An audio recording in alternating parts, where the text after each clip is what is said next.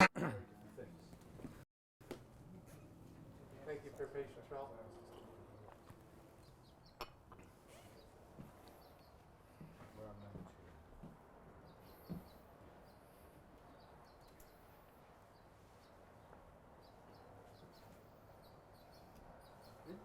Okay. Welcome back to everyone here at Open Field Awakening. Welcome back to those of you who are watching on the live stream and in the future. And we are jumping into the second segment, the second module of the Thrivability Masterclass, looking at the notion of thrivable governance.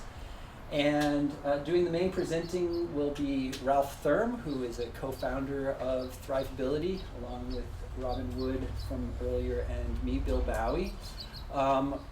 Ralph and I go back quite a ways. We first connected with the Sustainability Context Group, or maybe even earlier than that, and also collaborate on many other fronts, including Reporting 3.0. So Ralph will be leading us through this next segment. It will be about an hour, and then in the room we'll be doing another exercise. But I'll hand it over to Ralph, and if questions come up, I'll be playing a facilitation role. So I'll be keeping an eye out for questions, or if questions come in over the internet. But Ralph. Well, thank you, Bill. Well, as you see from the title, this is about thrivable governance. And if you just recollect from the earlier session, governance has a different meaning, or has a, let's say, a higher load for us in thrivability than what is originally connected with it. But maybe one remark before I start to move into this. This, what you're going to see in the next hour, is also describing part of my own private journey towards thrivability. I have an economic background. I learned about sustainability, the original meaning of sustainability, when I studied between 1988 and 1992. And that means that I got inspired by the Brundtland report, which came out in 1987. And I thought, wow, that's great stuff. That's a great basis for my economic studies. And the idea of sustainability should actually inspire economic theory to change. And what I found out during my study is how difficult it is to knock on the door and try to change economic theory to a certain degree, which is living off from a homo economicus, a total artificial person that doesn't even exist, has ideas that just don't resonate with sustainability. So this is how I got into let's say the redefining the balance in economic theory through something like sustainability. And I was the first in Germany who wrote a thesis about how to integrate sustainability into accounting. And it was very difficult to find a professor supporting that, because he thought that's a crazy idea, but okay, try it out. So that's how it all started with me around economic theory and sustainability. And then in 1992, when I finished my studies, the first Rio conference happened. And again, I was thinking, no, well, this must be a breakthrough now, also, within corporations. And I started to work for Siemens, which I did for around about 10 years. And at the end of my time at Siemens, I was heading the so-called Sustainability Strategy Council, which was, well, in that time, it was set up by the board of Siemens to make sustainability go away. Those were the questions that I got. Will this continue or not? Will it go away? Is this just a hoax, or what is it? And of course, I was more the sort of activist within the own organization. And during that time, I was looking for wording. How could you express the benefit and the extra burden, the low-hanging fruits around sustainability in a company? And I was looking for wording. How could you best do that? And what I found was the early version of what became the GRI, the Global Reporting Initiative, which is now the international standard setter for sustainability reporting. I helped them to develop various versions of the GRI guidelines, and I started to work for them in 2002 until 2008. And then I shifted over to one of the accounting organizations, Deloitte, in order to help them to get up to speed around sustainability, but then also how to bring innovation into the whole sustainability field. And that's where I also first got in touch with Robin, and we were thinking about what is actually needed, and does sustainability work, and does sustainability not work. And that's what I also said in the first session. The way how sustainability has been implemented in most organizations is sort of like an add-on and a hygiene factor. Although you hear a lot of CEOs talk about how much sustainability is in the genes and in the DNA of the organization. This is where my stomach starts to grumble most of the time, because this is just simply not true. It is not true. And then I really started to think about, why does sustainability not work? And this is really what I said in the earlier session as well. There is the notion of how it's operationalized. It's all about policies, it's about management systems, it's about reporting, it's about assurance. And what we completely forgot was to take humans on board. Sustainability in organizations, in most organizations of this planet, is simply not exciting. It is a hygiene factor, it's an add-on. And those that are a bit further down the road, they try to integrate it into everything that they do, with bits of success. But it's just not at that scale where it's actually needed to make sustainability, let's say, a global movement. So in my view, it has never achieved to be a global movement. So the combination of sustainability, as it was originally composed of, together with design aspects, innovation aspects, and behavioral and consciousness aspects, that is what brought Robin and Bill and myself together for the Thrivability Foundation, and we tried to give that shape. So governance, as you already seen in the first module, has did get a very different load, and I just want to take you through a couple of those steps of what some of the consequences will actually be also for the corporate world, which we in Thrivability also especially address. Because in our idea, a lot of the social movement, a lot of the Thrivable movement so far has more alienated corporations and made them bad and evil, instead of really embracing them and seeing them as a solution provider. So from that perspective, I personally believe that the corporate sector can achieve an awful lot, although we don't hear so much about that. And that is what we also aim at with the work at the Thrivability Foundation, to really embrace corporations and show them the way to become thrivable organizations as well. And those of you diagram work in that we've been doing over the last 3 years really also crystallized that there is not just one gap within organizations that prevent them from becoming thrivable organizations. There are more of them. And when you look at those organizations that we see as advanced, you will see that these are organizations that are able to address all of those gaps together. And that is some of the outcome of the research of the first 3 years that we did for the Thrivability Foundation.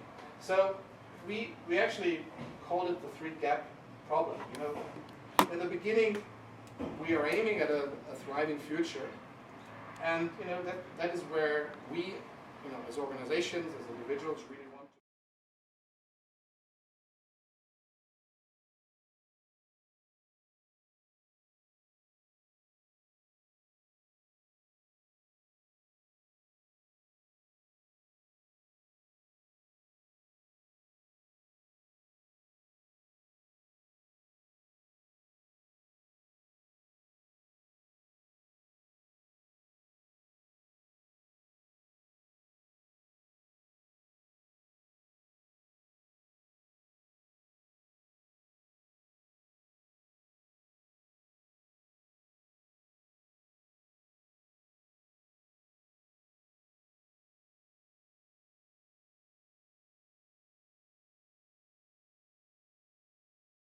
Sustainable organization.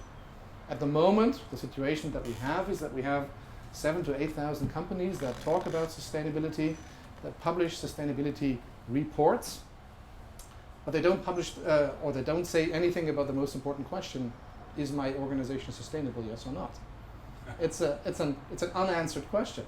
They call it sustainability reports, but what they are, honestly, they are ESG progress reports. Say, we became a little bit better than last year, or we became a bit better as our competitors.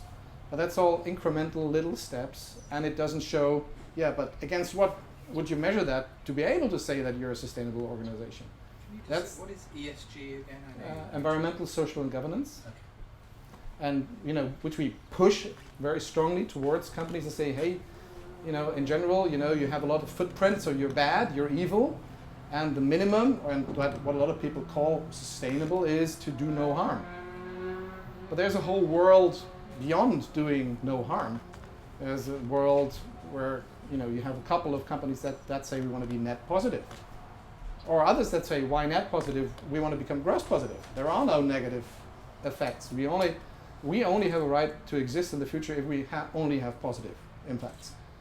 So that's an aim, that's an ambition that a couple of organizations on this planet already have. But it's a question of scalability. We're not getting there by just simply saying you need to do something around sustainability.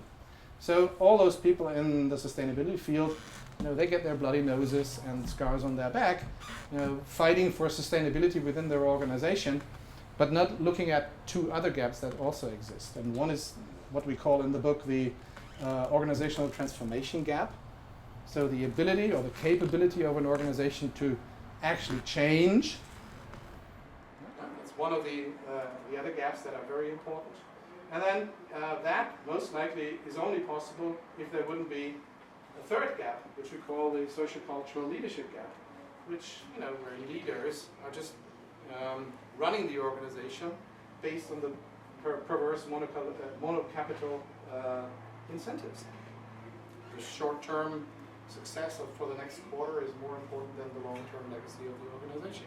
So you get crazy things like share buybacks, the only benefit of which is to push up the stock price that's owned by the management team, stock option scheme, so that the management team can get even richer than they are. And they all agree it's crazy. And yeah, it never changes. Yeah, that's right. It's crazy. And that's with the monocapital incentive. Yeah, because it's money, and nobody's ever going to say no to another $1 million. Well, but you cut the leaders off from the human capital. If there's a monocapital incentive, actually, the leaders in our organizations are bound away from the people they are serving and the way they're leading. Yeah. So one of the outcomes of all of these discussions is also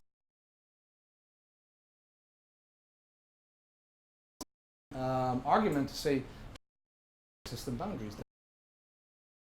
And for people here, that's just too big of a challenge. They normally don't touch that because then they would really go to their CEO and say, when the question comes up, so what's the business case for sustainability? They would say, well, you need to help me because you're not changing the economic system boundaries. You're not advocating for them. And that doesn't help me to explain to you what the business case for our sustainability is. Because, there is no business case really for sustainability, apart from we have to do it anyway in order to survive. So survival is the minimal business case for sustainability. And don't ask me to put that into numbers. So the point really is there will never be a sustainable world without the advocation also of the corporate sector to advocate for economic system boundaries change. And there are some enlightened CEOs who do that. For example, Paul Pullman from Unilever is one of those that goes to governments and says, it's great that we're seen as a leader, but if the rest of the industry doesn't follow, we'll all go down the drain, even the leaders. So this industry, and by that all industries, do need a level playing field, a new level playing field. And that will only happen through the changes in the economic system boundaries. And that's a tough challenge for industries, but that's what needs to happen in order to at least ensure that there will once be sustainability yet thrivability. Can you say once more again? Forgive me if I missed it. The economic system boundaries are defined how? Well, you would need a system that would incorporate all the external effects into cost accounting. This would need to be translated into pricing structures of products and services. And then there is a huge taxation aspect to all of that as well. Our current taxation system is taxing the most valuable thing that we have, the work power or the workforce of our employees. It's not taxing the most worst thing that we have, that's resource use. So you really need a taxation system that is 180 degrees different, you know, in order to be or to be able to balance economic system boundaries. And that would mean that in the end, you know, there's also always the argument that the consumer or customer doesn't want to pay more for sustainability stuff or sustainable products. You know, that will never be possible without, you know, seeing that whole economic system boundaries aspect as a system. Huh? Now, we want to see that system well. I imagine that includes seeing it in the terms of all the 7 capitals that you define. Exactly. Exactly. So exactly. So that's part of what the shift from monocapitalism to multi-capitalism will actually help us with. Yeah, to enlighten us about the value of all these different capitals and how our costing, our pricing, and our taxation structures need to change in order to, you know, create that new level playing field that will help us to, you know, become sustainable or thrivable. Yeah? So that's one of the challenges that we really have to understand when it comes to changing, you know, general thinking. Okay. Yeah, tomorrow we'll cover that. That's a Bill is next gonna take module. us through that. Yeah, in the 7 depth. capitals. Yes. So that's going to be in Bill's module. And just to Tomorrow. land it for me, so if I'm the sustainability department and I go to the CEO and they say, what's the business case for sustainability? When I say, I really need you to participate, what I'm really saying is, you need to get involved with Yes. these 7 capitals, Mm-hmm. and we need to make the case for business. Exactly. Yeah, And this right. is where the 3 gap problem description helps, because what I'm addressing here is a cultural leadership gap. Culture or leadership gap. So this guy needs to help you to help the organization to transform, to help the sustainability guy to deliver the measures that really show how sustainable an organization is. And that defines a contribution to the overall, to sort of a planetary contribution. And that is a very, very new and different concept for corporations. They understand it's not just only selling products and services, they actually do exist to make a contribution. And that is something that is most of the organizations still do not understand. This is where the Sustainable Development Goals come in and have a role to play as an interim, let's say, step forward in order to help organizations understand how they can actually make a contribution to one of those goals. So understanding this, is helpful. Can I ask that, you mentioned taxation, which is very interesting. Yeah. Would you be inclined to not tax the workers, so you could hire a lot more, Mm-hmm. you'd not tax the workers, but you'd tax all the other inputs, Well, and that would be your plan, so Well- that, yeah, so the workers would either get paid, they'd probably get paid a bit less, but they get paid 20% less, but they were saving 30% in tax, so they'd be making 10%.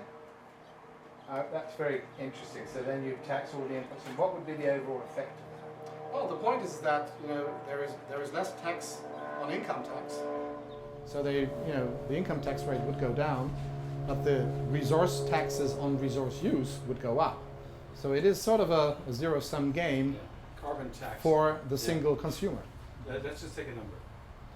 Every year, the full cost of subsidies to the fossil fuel industry is $5 trillion. We have a global GDP of $75 trillion.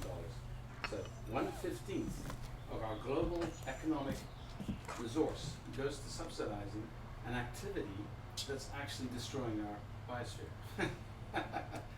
And then you add the military industry on top of that. And we don't have a shortage of money. We don't have a shortage of energy. We have a shortage of imaginative people, Will. the Willpower. to make these solutions happen. And it could be done with a stroke of a damn pen.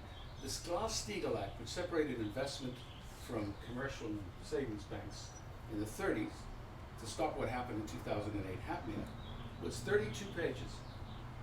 The Dodd-Frank's legislation that has been implemented in the United States is 32,000 pages.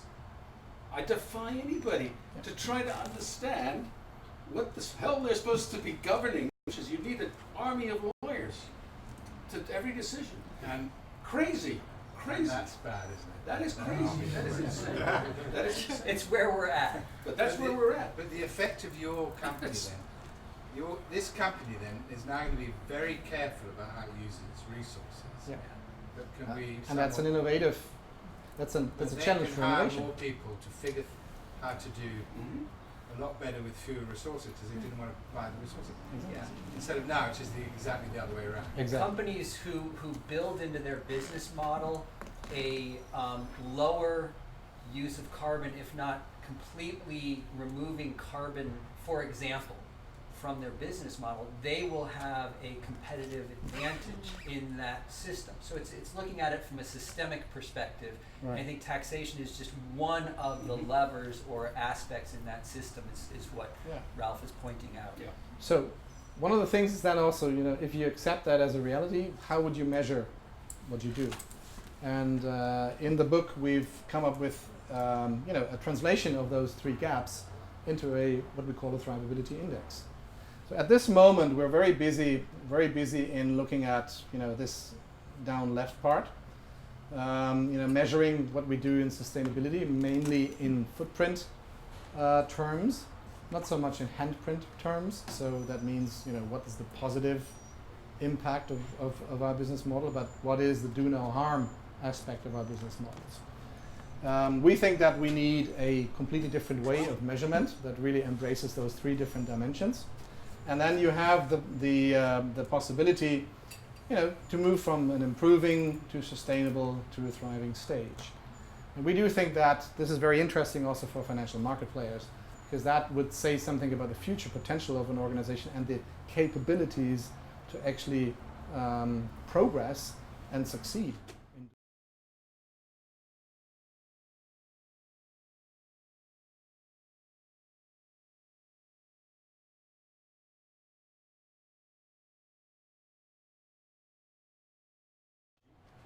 Which implements this into the capitals. But it's all totally doable. Yeah. But as you can see, it's a big job.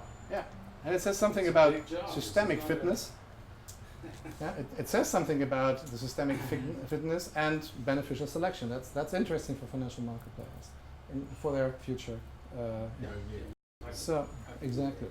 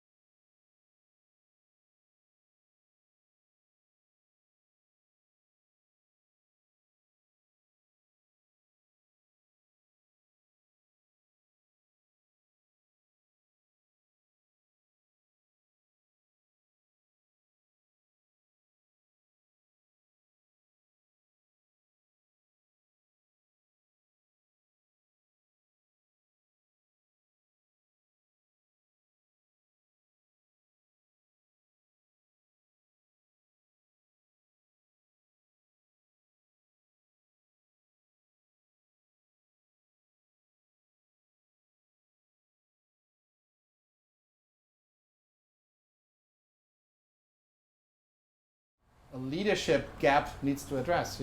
How would I go out to my fellow CEOs, to my industry, to the governments, and advocate for an economic system boundaries change, for example? That's something that CEOs at this moment just simply do not do, or just only a few do. They do it. It's undercover. So Paul Polman spends a month in New York working with the Sustainable Development Goal people in the UN. And Nike, there's people from all the global corporations, but they don't say it. They're not allowed to be political advocates, right? Yeah. But the fact is they're donating money all the time. Mm-hmm. Yeah, they're backing politicians. So why not do it in a good way? If you're going to be, lobby for something that gives us a future. Yeah. E.g. Right. I.e. So the scalability has to do with scaling our thrivability. Yeah, Yes. exactly, of course. Yep. And the effects or the outcomes of all of this would actually be that if you just look at those three different, triangle pieces, if you put purpose and success, into in that combination, it would, lead to the creation of trust. We think.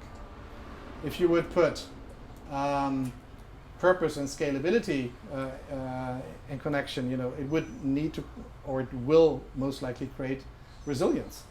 And if you combine success and scalability, it should actually say a lot about, or help a lot about innovation. So that's sort of the three elephants in the glass house and the effects that they could have if they would be combined in the right way. Hey Ralph, I have a question from live stream. Yeah. David Baxter is asking, what role do global agreements such as COP21 have in shifting the economic playing field?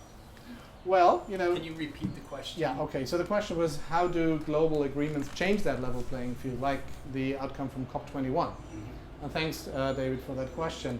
They are bits and pieces of moving towards, that different understanding of what global governance should actually achieve. So it's the idea of creating thresholds. It's the idea of creating a price for carbon. It's the idea to trade that. It's the idea to finance it. So these are all incentives in that very specific area to move towards that economic system boundaries change. Can I think that we have an example on the table right now of the most recent ExxonMobil and Chevron shareholder meetings that happened last week or 2 weeks ago, where those companies are being asked to project, to create a scenario or to stress test their current business model against the COP21 agreement. So the agreement by more than 190 governments that says we politically want to keep our warming down below 2 degrees. So what we've got here is we're at an inflection point where the current business model, the status quo of these companies, are headed in a certain direction. They have been creating benefits for a long time, and these companies want to keep creating those benefits in the way that they've been creating them. So as we were talking about last night, they're not bad or evil or wrong. They've just been doing something that's been successful, but it's had a negative impact that hasn't been internalized. It hasn't been taken into account. And so now 38% of the investors in Exxon, 41% of them in Chevron, and actually 99% of them in BP and Shell across the pond have said, we would like you to stress test your business model against a 2-degree threshold. So exactly what we've been talking about thus far is how do we take an old model and show what the implications are with a resource-constrained world as a way to motivate the creation of a new model. Right. Yeah, it is. And that happens on many different areas. And we need push. Yeah. That is push. That is And still push. push. Just because we're saying pull is more powerful doesn't mean we don't need push. Yeah. But you can't push it alone. Push Yeah. isn't going to get us there and get us through in time. Because 2030 is the last year we can keep on pumping the level of carbon we're pumping in the atmosphere. Then we run out of our 565 gigaton limit, and then we suddenly have to go to zero. So unless we do something now between 2016 and 2030, and we've just topped, it looks like we've just topped the curve. Yeah, the economy grew, but the GHG emissions went down, relatively speaking. But this decarbonization may just be a blip. We're hoping that, and that's why thrivability is so important. We've got to keep that accelerating downwards so we don't lose all those jobs in the meantime, because that's going to create massive political unrest. We already have all these hotspots and trouble spots, little flashpoints on the planet, and we know more of those. So taking that. I was going to ask So that? that's going to be that test. Those are the two of the six biggest oil companies in the world. That's right. So They're going to do a test to see if their business model is unsustainable. And they're going to find out that do it is. an aren't they? assessment to see how it's unsustainable. the idea is to go from a stress test to a transition plan to a new business model is the idea. If you do a stress test and it says your business model actually continues to create negative impacts, then that says we need to change our business model. So you go through a transition plan, and then that transition plan would result in a new business model. And the work on this is happening with a couple of organizations. One of them is Preventable Surprises that I'm working with and just blogged on Huffington Post, so you can check that out. The other is Reporting 3.0 that Ralph and I are working together on, particularly around the new business models. We're going to do an entire blueprint around these new business models. So I do want to keep it on track for getting through this module on time, but Kabir, did you have a Well, Ralph, in this circle with the triangles was center stage here a moment ago, what I was really starting to sense was an investment, forgive me, that I could deliver my intention as an organization or as a startup or as a long-lived corporation through that lens, and investors could assess me Exactly. for my true future value. Exactly. yes? And So in fact, when these high percentages of investors of these major corporations are saying, we want to see this, to offer that lens, That's right. which is what I think you're doing, Yeah. allows them to see a lot of data very quickly about not Exactly. only what's your current impact, but also a lot of data about that transition, about what else do we need to be instead, and how do we get there. That's right. Exactly. So, honestly speaking, if I would have a wish of what do I want to read in a sustainability report, it's those three things, and that gives me a good interpretation of how integral the approach of an organization really is, and the Thrivability Index, which you had on the slide before, structure what has to be said by an organization.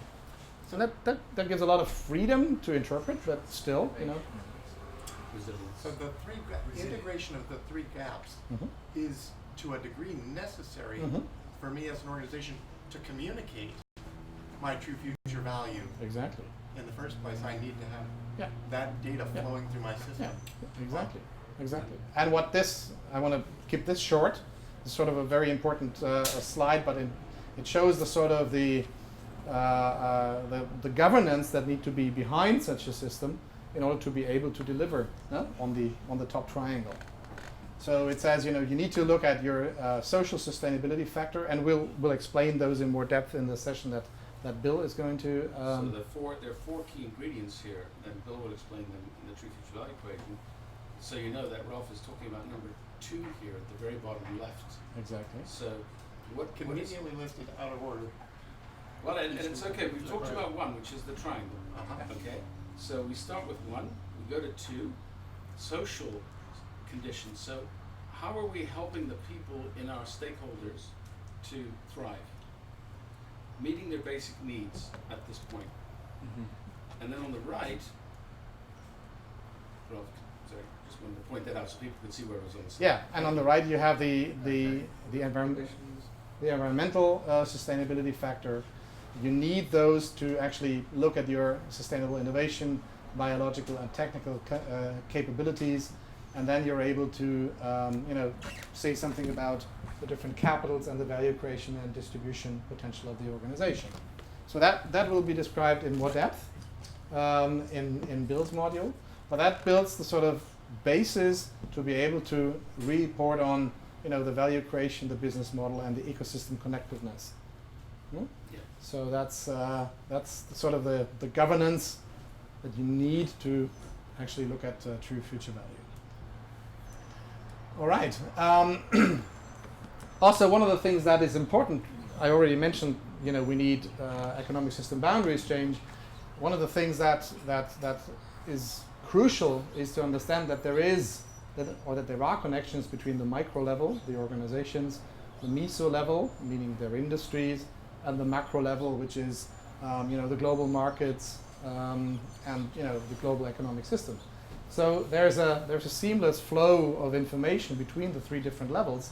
And at the moment, we're mainly busy in the sustainability field with this, on a performance level for organizations, and to a certain degree on the macro level. And Robin has explained the global footprint network as one example here. But there is a seamless flow in all three of them, and they also address the things that I also explained early on, the measurement of success on the micro level, with the economic value added, or the from an economic value added as we have it right now, towards a total contribution of the 6 capitals measured through future value creation. So that answers the question around how to measure success, one of the 3 parts of the triangle. And by the way, this is not something we've dreamed up. Total contributions being delivered right now, one of the biggest organizations in the United Kingdom, called the Crown Estate, that's for 400 years has managed the royal family's ownership of 7% of the assets, land and stuff of the UK. And Prince Charles is a passionate advocate of this. So this is happening in real time with economists, PwC. This is happening. It's not. It's Exactly. a theory. Karl Marx coming with a book called Das Kapital here, telling you what's going on out there, and it's good stuff. Yeah, and that continues to the meso level, where industry sectors now discuss innovation for inclusive regeneration, the idea around a new level playing field, what we just discussed a couple of minutes ago, and market regulation for true future value. This is where the glue between the micro to the meso to the macro level starts to actually build up. And that addresses the question of breakthroughs, but also one of the other parts of the triangle, scalability, because that's what's barely missing.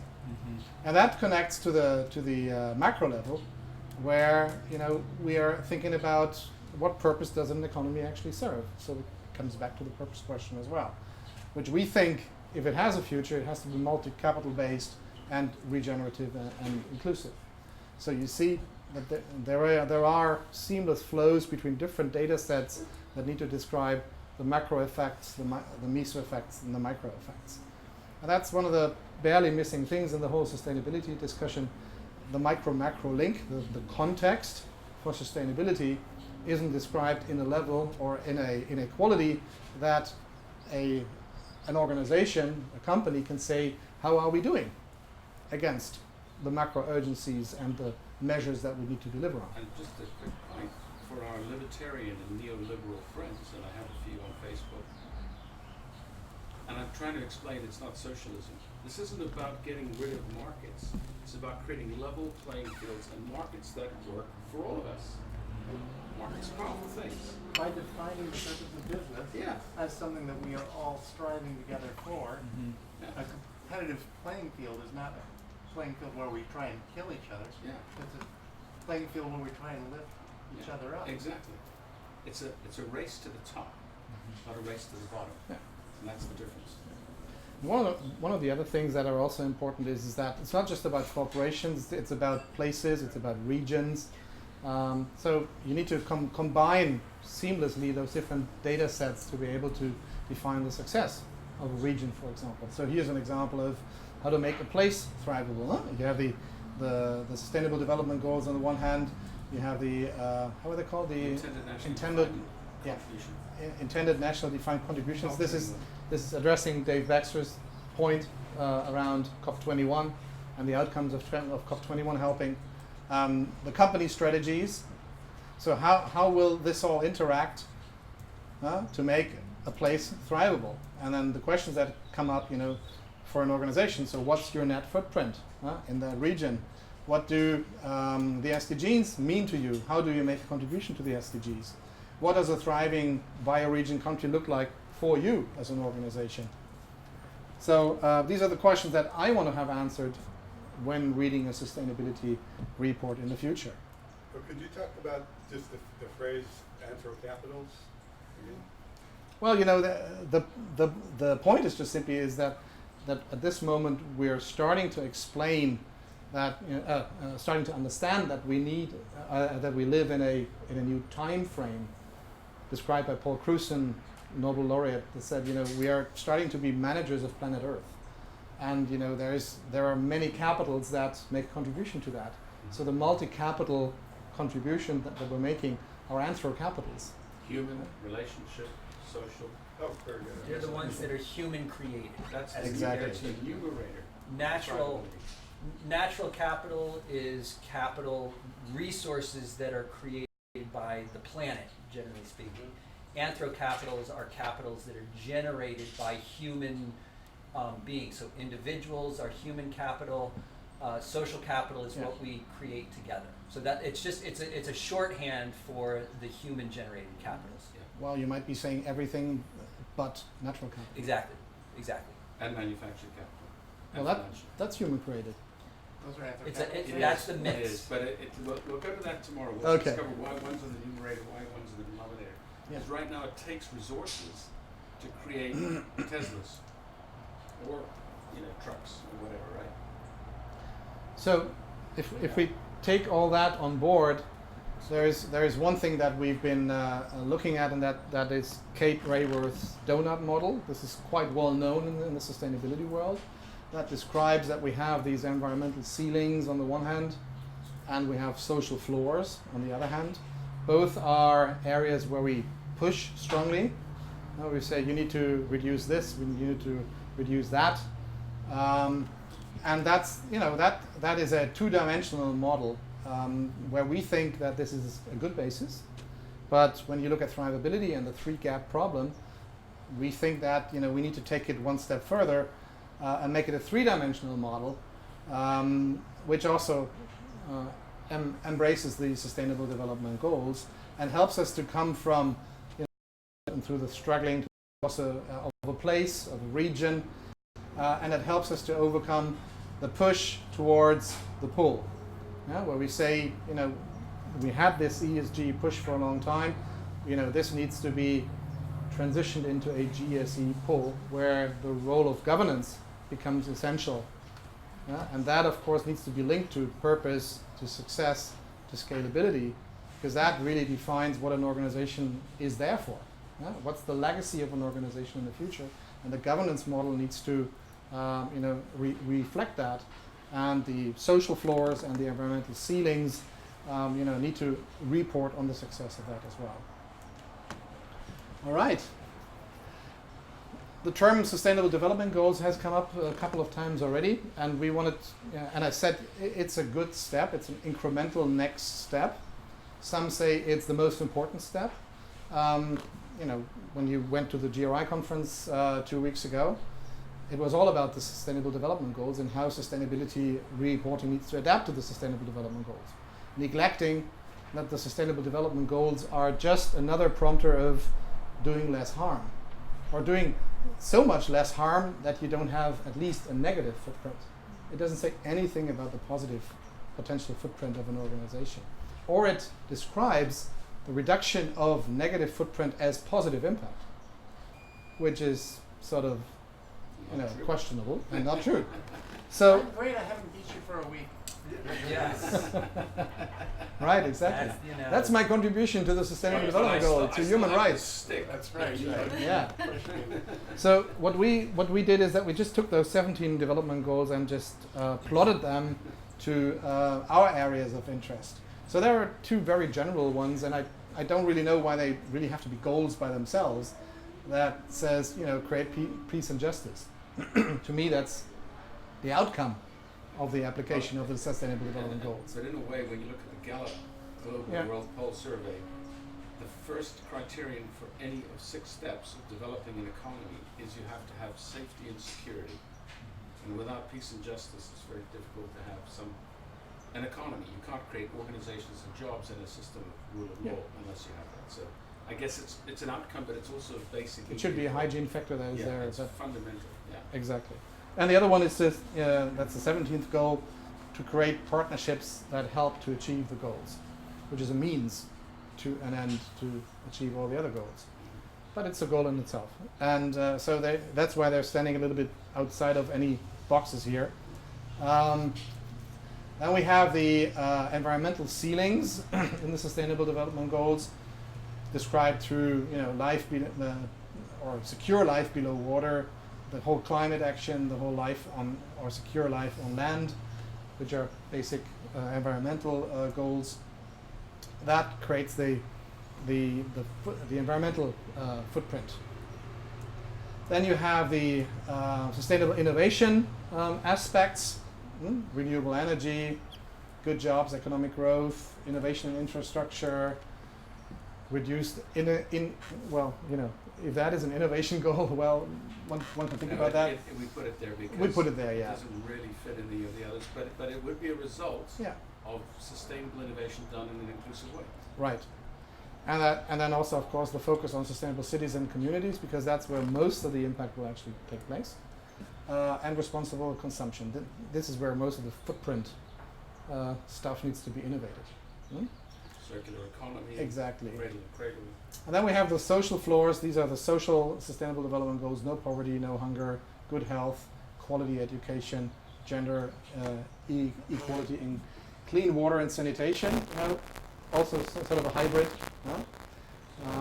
That could be plotted somewhere else, but we put it here. So the idea of integrating the sustainable development goals from our perspective is a good next step.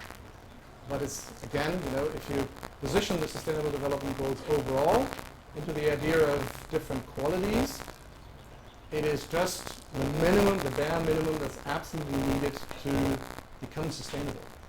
But that has still less or little to do with becoming thrivable. All right. So these are.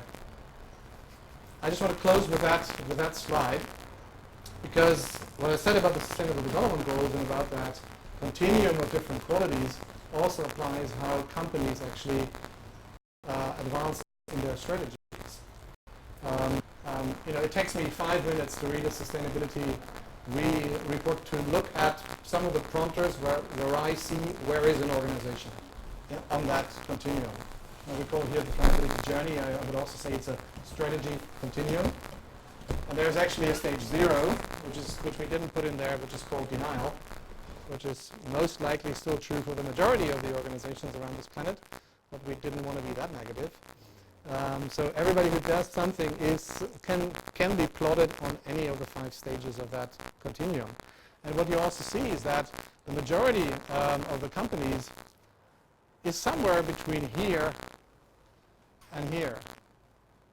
So there are companies that are improving, they comply with standards, they're doing less bad, they try to mitigate.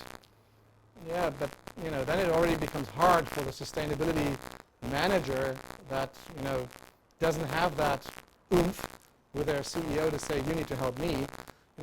And the question about the business case comes up exactly here at that boundary. And if you want to be a sustaining organization, you need to meet thresholds. The SDGs are thresholds. So that is where companies are making now the step from that stage 2 to stage 3.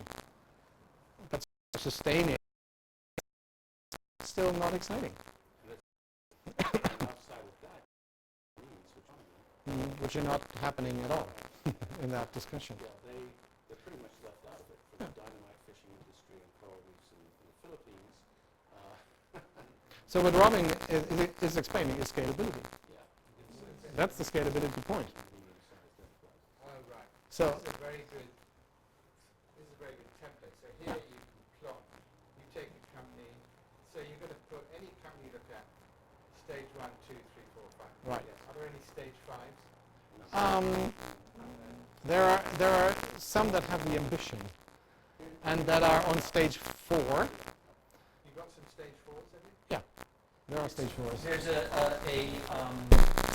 summit coming up later this month at Harvard that's on net positive. So there's enough companies that are interested in net positive to convene a summit around it. In terms of thrivable companies, they're generally in the startup space. So I'm working with a company that attended one of our thrivability master classes in Boston, and they're working with, on biochar. And when you work with biochar, there's just so many positive impacts to it that they, and you know, the generation has some negative impacts, but the positive impacts are so much outperform the negative impacts that they're moving towards gross positive. You're absorbing CO2 with biochar. Yeah, So you regenerate. You're regenerating the soil. It increases water and moisture retention by a factor of 4 or 5. So when you have a drought-ridden area, suddenly you're going to get your grasses and wildflowers and things Makes it coming back. more resilient. Natural habitat. Yeah, exactly. Or for example, Sorry, go on. oh, we were talking about interface before. Interface that really started very early, like 20 years ago, more than 20 years ago. And actually think about how to become a thrivable business model. They didn't call it thrivable at the moment. They want to be serving a regenerative economy or restorative to regenerative economy. So they took the picture of the economic system that they envisage to be thrivable as the basis, and then worked their way through and that's what they are at the moment. They're an organization that is in the final stages of creating reducing their negative footprint to zero while already doing a lot of positive impacts. And a lot of their business models, and they have more than one, of course, is already, that's sort of like the litmus test for a business model for them. If it creates negative impact, out of the room. If it creates positive impact, then it has a chance. But they are on their way from stage 4 to stage 1. So, as taking the magic year as 2030, as Robin mentioned, what stage do most people have to be at so we don't go over cliff? Stage 3, stage 4? If you could get the top 1,000, the global 1,000, which have about 50% of the negative impact. I mean, there's only 400 companies that generate 80% of the GHG emissions on this planet. 400. Oh, so you're 80,000. So you've got certain acupuncture points in the system, like ExxonMobil and the Seven Sisters, right? This is the bare minimum, and those that will survive, because this is a let's say a prompter for survival. And those that really have a competitive advantage are those that leapfrog into here. If they all stay at stage 1, would I'm have using this little pointer here, Yeah. so the folks on live stream can see what you're pointing to. Okay, all right. And then we also have an input from David when you go to the 13 points. Sorry to interrupt. Okay. So it's not a question of moving everywhere, it's just a question of moving to really big movements, like 400. But they can't do it on their own. Like Bill was saying, biochar, maybe small companies, biofuels, maybe small entrepreneurial startups. But like Tesla was 5 years ago, right? Venture capitalists were interested, nobody had heard of it. Now they're putting 100,000 cars on the road. It's from the top down, the big ones, from the bottom up, smaller startups. And the number of years that those future 500 companies on average exist, that a couple of decades, it would more than 100 years. Now they have a life expectancy of less than 25 years. This is disruptive in a good way. It's not uber disruptive, because that just puts more money in the hands. Most of these big companies will not exist anymore in 25 years. Right. How many, since it's a very short window, because I'm looking at your 2030 fear and trembling, what percentage are at stage 1 or 2, which is bad? Too many.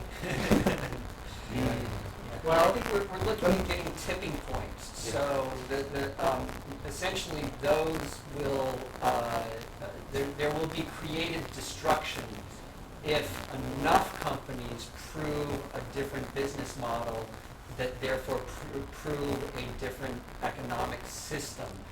Then that sloughing off will happen naturally as compared to being engineered. 1 out of 10 companies in an industry need to disrupt.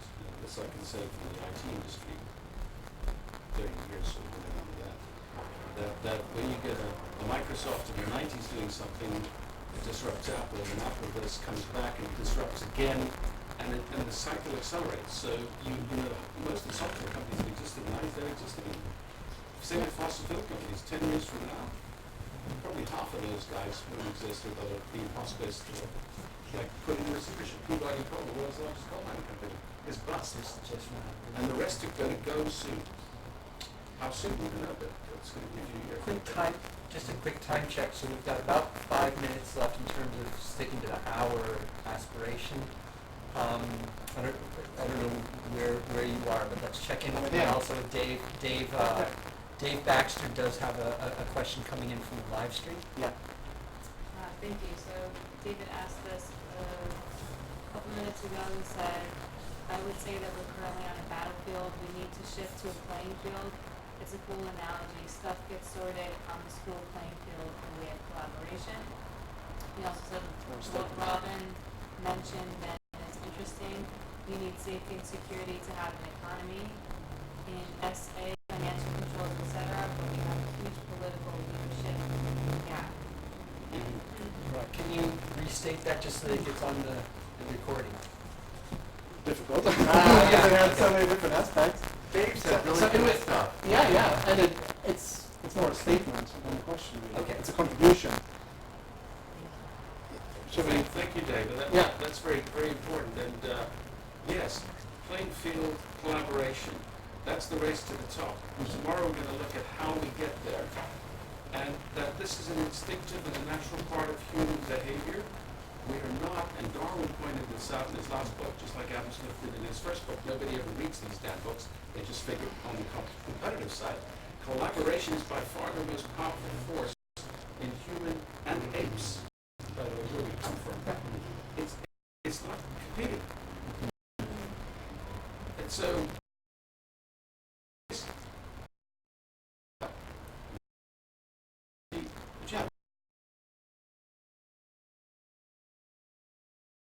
we have to reclaim that because that's where the money is. Because that's what we all do every day. That's what creates the value in our world that gives us our food and our sustenance. Great. So I'm actually finished with my room, and Zilla's gonna help us with the next exercise. Great. So we'll do essentially the same thing, and we can do this over lunch as well. So what we want to look at for the exercise is, again, to put this into the personal context. So where are you personally on the thrivability journey? So if we were taking it out of the organizational context and looking at your own impacts, the own positive impacts that you create in your life, the negative impacts that you create, where would you plot yourself and then shift it into the organization? That if you have an organizational affiliation, where is your impact in terms of that thrivability journey of your colleagues and of your organization? So we may not do it exactly, and I think we're playing with the format of how we do this. The main thing is internalizing this into your own personal context.